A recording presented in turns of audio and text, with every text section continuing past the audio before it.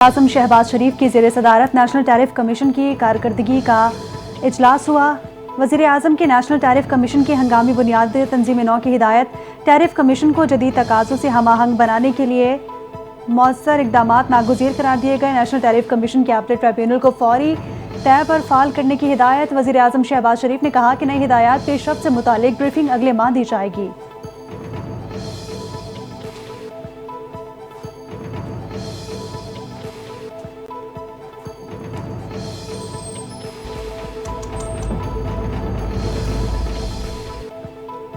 Field marshal Asim Munir की सदर पाकिस्तान बनने से मुतालिक कोई ख्याल मौजूद नहीं है। सदर आसिफ अली जरदारी से इस्तीफे से मुतालिक कोई बहस नहीं हुई। वज़ीर दाखिला मोहसिन नकवी ने सदर आसिफ अली जरदारी की तब्दीली से मुतालिक खबरों की सख्ती से तरदीद कर दी। कहा कि सदर आसिफ अली जरदारी की मुसल्लह अफवाज की क़यादत से मजबूत और एहतराम पर मबनी ताल्लुकात हैं। जानता हूँ कि इस प्रोपेगेंडे से किसको फ़ायदा हो रहा है। फील्ड मार्शल आसिम मुनीर की वाहिद तवज्जो पाकिस्तान का इस्तेहकाम और मजबूती है।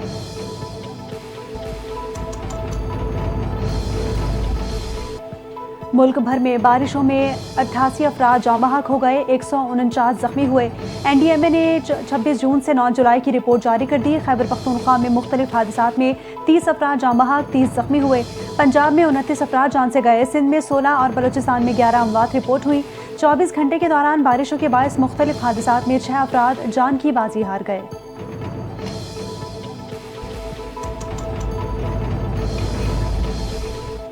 District and session court Islamabad से PTI रहनुमा असद कैसर को रिलीफ मिल गया। साबिक स्पीकर कौमी असम्बली को लॉन्ग मार्च तोड़फोड़ केस में बरी कर दिया गया।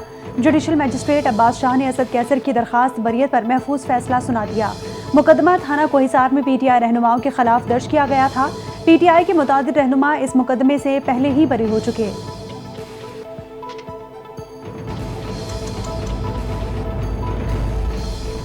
बड़ी बड़ी सनतें फर्नेस ऑयल प्लांट्स भी बिजली चोरी में मुलविस निकले। एक बड़ी सनत जितनी बिजली चोरी करती है, इतनी चोरी पूरे मुल्क एक देहात में नहीं होती। विफाकी वज़ीर तवानाई अवैस लगारी की प्रेस कॉन्फ्रेंस कहते हैं कि डिस्कोज ने साल 2023 और 24 में 591 अरब रुपए नुकसानात का बोझ डाला। अगर ये नुकसानात ना होते तो मुल्क का कर्जा उतारने में आसानी होती। पूरी हुकूमत और काबीना ने इस मामले पर शदीद तहफ़्फ़ुज़ात का इजहार किया है।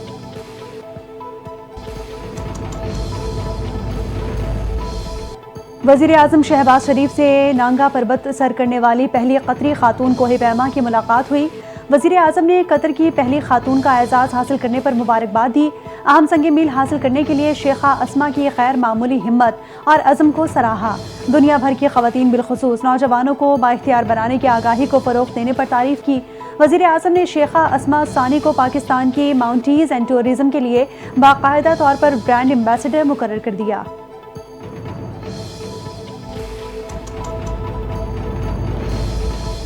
लियारी में इमारत गिरने के वाक़े का मुकदमा दर्ज। मुकदमा महकमा बल्दियात की मुद्दत में दर्ज किया गया। पुलिस के मुताबिक मुकदमे में SPCA के आला अफसरान नामजद बगदादी के इलाके में इमारत गिरने का वाक़या 4 जुलाई को पेश आया था।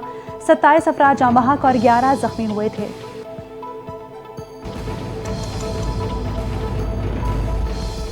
हुकूमत सिंध ने लियारी में 9 गैर महफूज इमारतों को खाली करवा लिया। मुतासरा खानदानों की माली इमदाद के लिए 3 माह का किराया देने का ऐलान। सिंध के सीनियर वजीर शर्जील मेमन कहते हैं SPCA के लिए DG ने अफसरान को 15 दिन में असासे जमा करवाने का हुक्म दिया है। गैर कानूनी इमारतों की तामीर व तहफ़्फ़ुज़ में मुलविस अफसरान के खिलाफ सख्त कार्रवाई की जाएगी।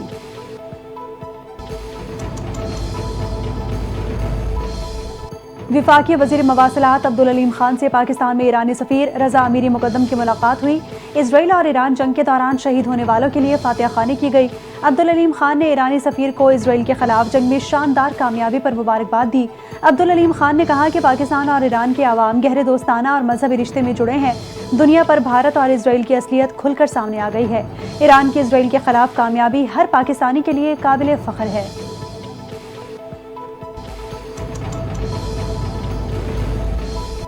सुथरा पंजाब के सुधरा पंजाब मुहिम शुरू की गई। सोशल मीडिया पर CCT की कारकर्दगी के चर्चे हैं। पंजाब में जराइम में तेजी से कमी आई है। वज़ीर इत्तलात पंजाब अज़मा बुखारी की प्रेस कॉन्फ्रेंस कहा कि 509 इश्तिहारियों को गिरफ्तार किया गया जिन्हें कोई पकड़ने की जुर्रत नहीं कर सका था। बड़े बड़े जराइम पेशा अनासर अब माफिया मांग रहे हैं। पंजाब में किसी चोर और डाकू को अब कोई आज़ादी नहीं होगी।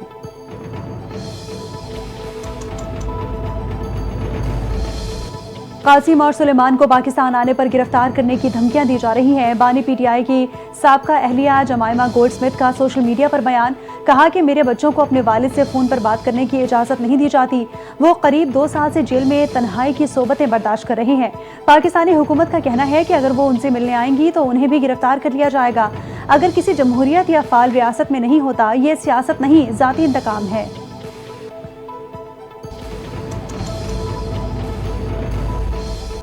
وزیر خزانہ محمد اورنگزیب نے معاشی ترقی کے لیے آبادی پر قابو پانا ناگزیر قرار دے دیا۔ تقریب سے خطاب میں وزیر خزانہ نے کہا، آبادی بڑھتی ہے تو وسائل کم اور مسائل میں اضافہ ہو جاتا ہے۔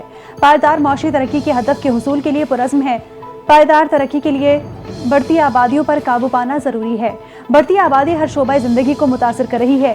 بجٹ میں آبادی پر قابو پانے کے لیے خطیر فنڈز رکھے گئے ہیں۔